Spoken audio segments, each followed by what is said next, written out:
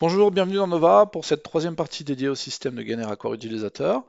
Dans cette partie, on va se focaliser sur la notion de cohérence interne au système, notamment par rapport à la notion de type de connexion.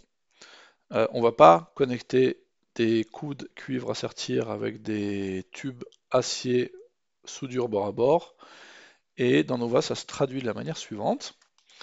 Je vais prendre, pour commencer, un coude issu du catalogue COMAP.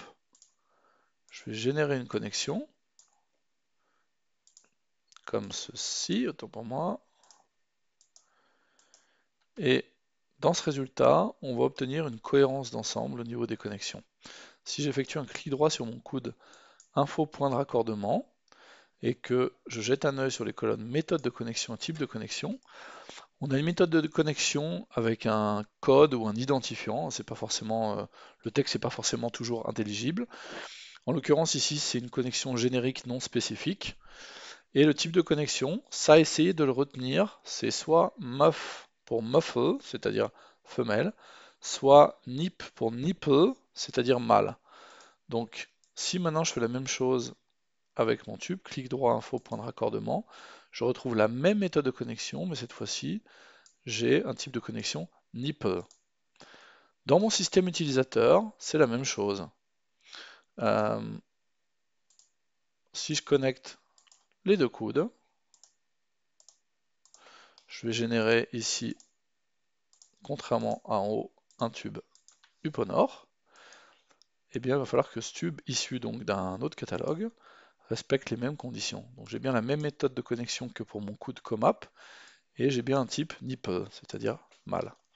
Alors, dans la pratique, vous allez pas vous amuser à chaque fois que vous créez un système de gain et raccord utilisateur, de vérifier pour chacune des tables, pour chacun des raccordements, si tout est cohérent.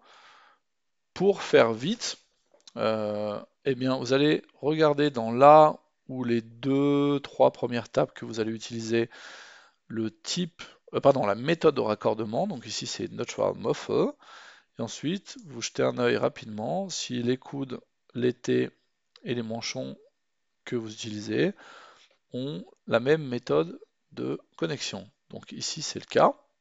Par exemple, mon coude 90, il a la méthode Neutral Muffle. Voilà. Ensuite, on jette un œil au type d'emboîtement. Donc là, je suis partout sur du femelle, que ce soit pour les coudes ou les T, donc ça va jouer. En revanche, faites attention au niveau des réductions et des manchons, ça peut devenir plus délicat. Alors, au niveau des manchons, j'ai du femelle-femelle. Au niveau des réductions également, hein, dans la vidéo précédente, ce système, je l'avais défini de telle manière à travailler avec des raccords à sertir synthétiques, je crois. En tout cas, on va partir de l'hypothèse ici qu'on veut travailler avec des raccords à sertir synthétiques. Et je constate que lorsqu'on considère les réductions, où est-ce qu'elles sont?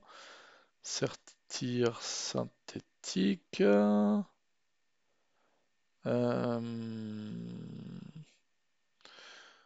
est-ce qu'elles sont? Ah, autant pour moi, elles sont là. Manchon réduit à sertir. Donc, eh bien, on a uniquement des réductions femelle-femelle. Donc ça veut dire que on va avoir éventuellement un souci si on travaille avec des T égaux, puisqu'on ne va pas pouvoir emboîter directement la réduction dans le T. Donc en l'occurrence, ici, ça serait plus judicieux de travailler avec des T réduits. Donc je vais glisser tout en haut de ma table les T réduits.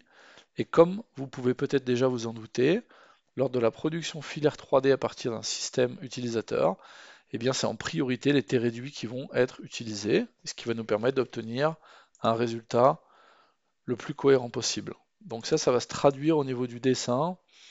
Si jamais j'attaque le placement d'un T égal, par exemple ici, et que derrière j'ai une réduction de diamètre, eh bien je vais avoir un souci. Vous voyez que Nova ici n'autorise pas de déplacer le tube contre le T, et je vais obtenir quelque chose de pas très souhaitable, c'est-à-dire, vous voyez ici, là il y a un bout de tube entre mes deux emboîtements femelles.